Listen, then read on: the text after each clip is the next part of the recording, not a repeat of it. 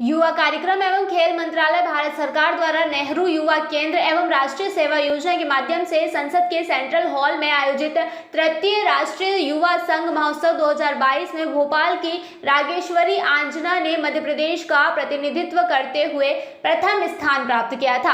रागेश्वरी आंजना अपने पिता BL आंजना के साथ अल्प प्रवास पर मनासा के शिक्षक गणेश जैन की यहां आई थी, जहां वॉइस ऑफ MP मनासा संवाददाता बद्रीलाल गुर्जर से मुलाकात के दौरान रागेश्वरी ने बताया कि वो मंदसौर जिले की सीतामऊ तहसील के एक छोटे से ग्राम खेड़ा की मूल निवासी है एवं वर्तमान में वह BU भोपाल में BLLB की पढ़ाई तृतीय वर्ष की विद्यार्थी है।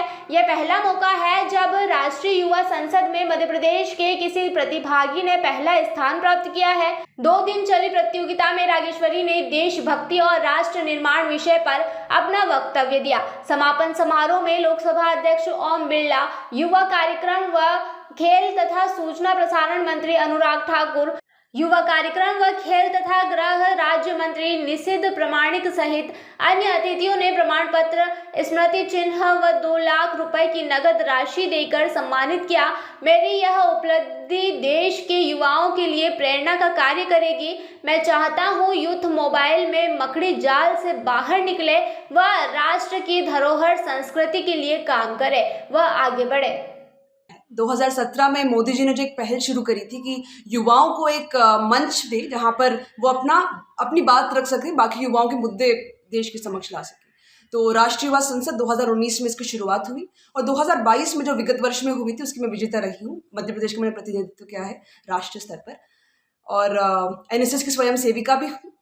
तो चूंकि एक युवा के स्तर पर, युवा मंच पर एक युवा के रूप में मेरा वहाँ पे प्रतिनिधित्व रहा, तो मैं चाहूँगी कि क्योंकि युवा प्रत्येक राष्ट्र की नींव होता है और आगे का भविष्य युवाओं के कंधों पर आधारित होता है, क्योंकि आज का युवा मोबाइल की दुनिया में और टाइम पास की दुनिया में बहुत खोया हुआ है। तो हम चाहते हैं कि अपनी संस्कृति से जुड़े, अपने जीवन में फोकस लेकर आए जो आज 15 जगह पर लगा हुआ है, क्योंकि 15 जगह पर 2 नाव पर पैर रख के कोई चल नहीं सकता। तो फोकस मैं चाहूंगी कि युवा अपने लाइफ में डेवलप करें और अपने गोल्स को लेकर सीरियस होंगे कि वो एक पर्सनल नहीं, एक कलेक्टिव रिस्पॉन्सिबिलिटी है।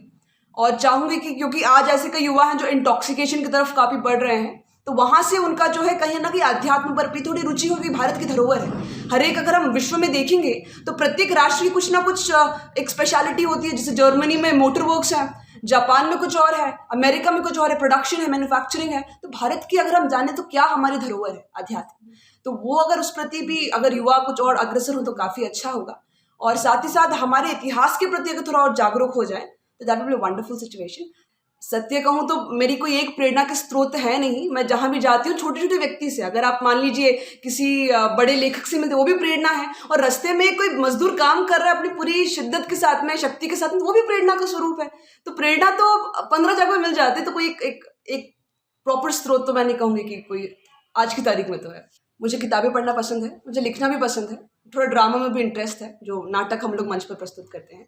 युवाओं का संदेश तो यही देना चाहूंगी कि आजकल स्पेशली मोबाइल एक बहुत ही बड़ा डिस्ट्रैक्शन हमारे समक्ष उभर रहा है और हम कुछ प्रोडक्टिव चीज़ों में अपना टाइम इन्वेस्ट नहीं कर रहे हैं और उसकी वजह से कहीं ना कहीं एक डाइवर्जेंस हो रहा है। तो उसको मैं चाहूंगी कि युवा स्ट्रीमलाइन करें और कुछ प्रोडक्टिव हैबिट्स जैसे रीडिंग हो गया, प्रोबेबली राइटिंग हो गया, या फिर अपने आसपास के पर्यावरण को जानना हो गया। तो ऐसे ही प्रोडक्टिव चीज़ों में युवा आगे बढ़े, क्योंकि उन्हीं के कंधों पर भारत का भविष्य टिका हुआ है। तो please take the responsibility that you have on your. साहित्य में थोड़ी बहुत रुचि है, कविता संपूर्ण रूप से मतलब पूरी नहीं हुई है, लेकिन थोड़ी बहुत जो भी लिखी है। आज एक ट्रेंड देखने को मिल रहा है कि युवाओं के जीवन में संघर्ष चला गया, सब इजी चाहिए, प्लेट में परोसा हुआ चाहिए। लेकिन ये बातों को ध्यान रखनी आवश्यक है कि बिना घिसे कोई भी चीज़ कभी हीरा नहीं बनती है, घिसना आवश्यक है।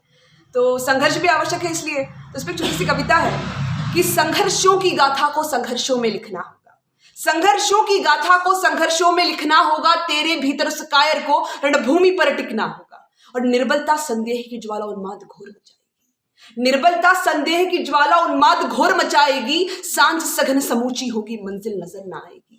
लेकिन कब तक, लेकिन कब तक तू समक्ष बाधाओं के घबराएगा, इन छोटी छोटी बातों पर तेरा जी भराएगा। सिंधु साधने का निश्चय जब, सिंधु साधने का निश्चय जब, नद पोखर से कैसा भय, अब जीवन के इस समर भूमि पर अभिमन्यु सा लड़ना होगा। संघर्षों की गाथा को संघर्षों में लिखना होगा। वो खेल खिलौने वाले वो दिन बीत गए, अब जाग जरा तो। ये खेल खिलौने वाले वो दिन बीत गए, अब जाग जरा तो। इस कोश कोश के जटिल खेल में अंतर मन को भाप जरा तो। ये रसमयी रातें देर सवेरा, ये रसमयी रातें देर सवेरा, मृग तृष्णा सब मोहने गेरा।